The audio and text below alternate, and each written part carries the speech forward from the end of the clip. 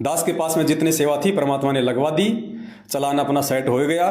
अब किसी से कोई लेना देना है नहीं। आगे परमात्मा दया करेंगे, जब उनका प्रकट दिवस आएगा परमात्मा दया करेंगे तो फिर से अखबारों में ऐड और जो सेवा मेरे पास जो बची हुई थी, जो बॉम्बे में रामदास जी के पास में थी, क्योंकि पुण्यात्मा दास ने 1 महीने रामदास भगत जी के घर का अन्न खाया है, मैं एहसान फरामोश नहीं हो सकता। ठीक है, वो सात संगतियों से हट गए, उनकी मर्जी, उनकी अपना डिसीजन है, सही किया या गलत किया वो जाने, उनका काम जाने। मुझे किसी से कोई गिलवा शिकवा नहीं है, किसी से नहीं है मुझे। और उन्होंने जो डिसीजन लिया, उनकी मैंने एक ऑडियो सुनी थी, एक भाई के पास में, गुजरात से सुशील दास जी हैं, उनके पास उनकी ऑडियो आई थी। ऑडियो में कह रहे थे कि मैं तो रोहतक नामदान केंद्र पे सेवा दे के आ गया, वो पैसे तो भाई आप लोगों के जो पैसे बचे हुए थे वो रामदास भगत जी आपके मैनेजमेंट को दे के आ गए। अगर किसी को पैसे चाहिए अपने, तो अगर हिसार जाओगे तो आपको वहाँ पे गवाह बनना पड़ेगा। पहली बात तो आपको बनने नहीं देंगे, बनोगे तो मेरे साथ में तारीखें भुगतते रहो, इससे ज़्यादा कुछ होना नहीं है। और अगर पैसे चाहिए आपको तो भाई मैनेजमेंट से जाके ले लेना, रामदास जी से संपर्क कर लेना। मैं रामदास मुंबई से। पवन दास का किसी ने मेरे पास वीडियो भेजा था कि रामदास के पास 10 लाख की सेवा कुछ पड़ी थी, तो वो नामदान केंद्र पे दे के आ गया, कोई भी हिसाब लेना हो तो उसे ले लें। तो भगत जी दास तो मालिक से बात करके सिंहपुरा आश्रम में वीडियो कॉल पे बात की थी।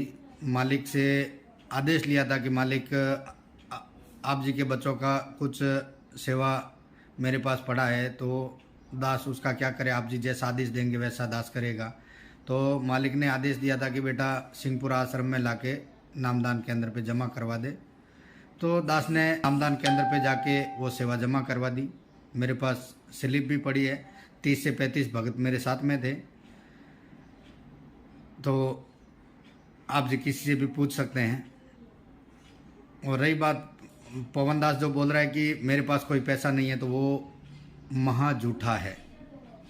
मेरा उनसे कोई राग द्वेष नहीं है, लेकिन जो वो बात बोल रहे हैं उनके मुंह से ही मेरे को उन्होंने बताया था। हम यूपी बांदा से आ रहे थे, तो दास को उन्होंने बताया था कि भाई 1,25,00,000 के आसपास मेरे पास कुछ सेवा आई है।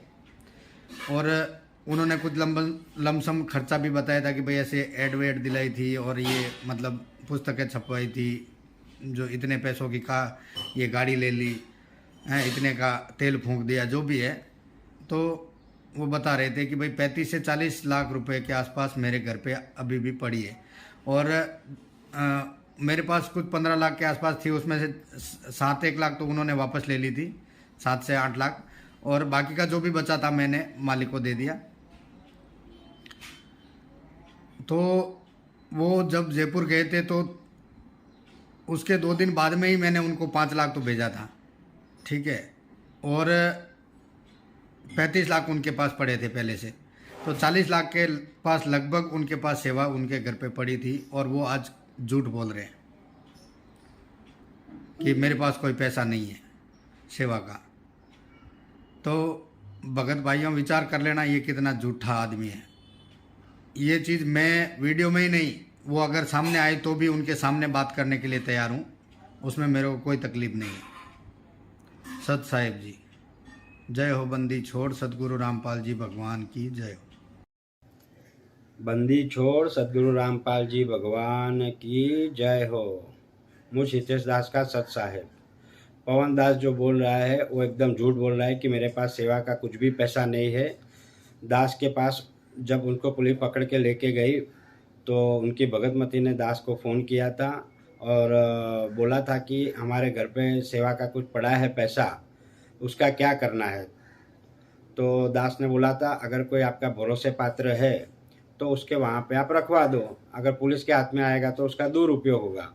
तो फिर उन्होंने बोला कि यहाँ पे मनोज भगत जी है, उनके पास हम भरोसा करके रख सकते हैं। तो दास ने बोला था वहाँ पे रखवा दो। यहाँ से हम लोग ने भी 5 लाख रुपया भगत जी को आंगड़िया किया था। और यहाँ से जयपुर जाते समय सुशील दास के पास 3 लाख सेवा का पैसा रखा था, वो भी लेके गए थे। वैसे करके 8 लाख लेके गए थे और 30-32 लाख उनके घर पे पड़ा था। तो ऐसे मिला के कुछ 40 लाख के आसपास भगत के पास अभी भी सेवा का पैसा पड़ा है। वो अभी जो भी बोल रहा है वो झूठ बोल रहा है। और यहाँ पे रामदास जी के पास जो रखा था वो पैसा रोहतक मालिक की सेवा में रख के आ गए। उसके सिवा 40 लाख के आसपास और भी भगत के पास पड़े हैं। वो झूठ बोल रहा है कि हमारे पास कोई भी 1 रुपया सेवा का अभी नहीं पड़ा है।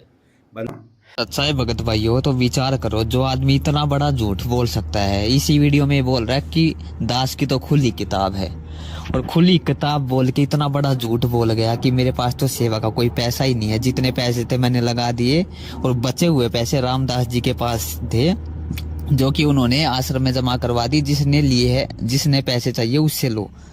तो रामदास जी को इन्होंने, इस भाई ने 15 लाख रुपए भगत भाइयों उसके अकाउंट में डलवा रखे थे।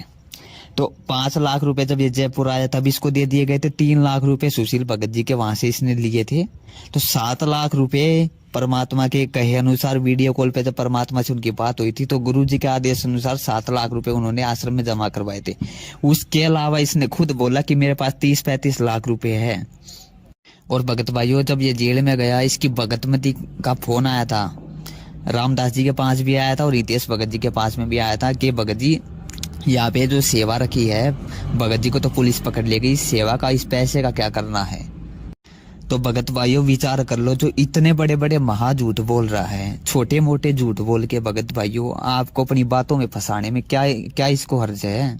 भगत भाइयों, इतने बड़े बड़े झूठ भी परमात्मा ही बुलवा रहा है क्या? विचार करो।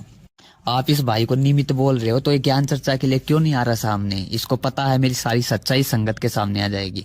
हम इन विषयों पर जिक्र भी नहीं करेंगे, केवल ज्ञान की वहां पे चर्चा करेंगे। इसके पर्सनल जीवन की भी हम कोई बात वहां पर नहीं उठाएंगे, केवल ज्ञान की चर्चा करेंगे। लेकिन ये भाई फिर भी सामने नहीं आ रहा है, क्योंकि इसको पता है हर पॉइंट पे परमात्मा ने गलत साबित करवा दिया। भगत भाइयों, अब ये सामने नहीं आ रहा है। समय रहते अपनी आंखें खोल लो भगत भाइयों। सतलोक वाली गलती मत करो फिर से। आपकी आंखों के सामने कितना बड़ा झूठ बोला। अब ये आप इसका चैट का स्क्रीनशॉट आपको दास दिखा रहा है, देखो 5 लाख रुपए भगत भाइयों देख लीजिए, इसको ट्रांसफर मारे गए थे और इसने खुद ओके लिख के भेजा हुआ है मैसेज में। पवन दास ऊपर नाम देख लीजिए आप। और 3 लाख रुपए भगत भाइयों ये सुशील भगत के वहां से लेके गया था। आप सुशील भगत की कॉल रिकॉर्डिंग सुनिए, जब आज हितेश भगत जी ने उसको फोन किया। वैसे वो हड़बड़ाहट में है, क्योंकि वही बात है ना, पवन जयपुर वाले की बताना नहीं चाहता, लेकिन भाई ने अपने मुख से ही बोल दिया कि वो वहां से पैसे लेके गए थे। आप ऑडियो में सुन लीजिए। कुछ भी हो भगत जी, दास ये कह रहा है हमसे भगत जी आप उनसे बात करो ना। आप अरे भगत जी हम उनसे बात करेंगे, खाली आप उतना बोलो कि आपके घर से 3 लाख लेके गए थे कि नहीं लेके गए थे। रखा था वो तुम्हारे घर पे जो 3 लाख भगत ने रखा था, वो हम वहाँ से लेके गए थे कि नहीं साथ में जब जयपुर गए तब? हाँ तो क्या हुआ क्या था? अरे लेके गए थे कि नहीं? हाँ कि ना बोलो ना। नहीं लेके गए तो ना बोलो, और लेके गए तो हाँ बोलो। मतलब भगत जी जो सेवा का पैसा था भाई वो मेरे को दिया था, मैंने उनको दे दिया।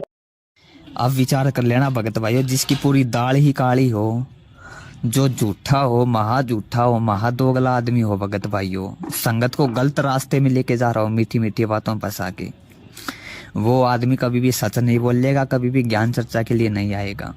भगत भाइयों, ये ज्ञान चर्चा से बचने के लिए खुद को खुद गुरुद्रोही साबित कर गया, खुद गुरुद्रोही घोषित कर गया।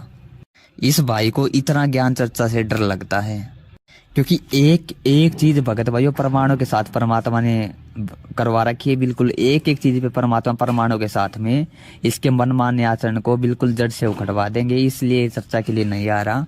समय रहते आके खोल लो भगत भाइयों। सत साहेब बंदी छोड़, सतगुरु रामपाल जी भगवान की जय हो।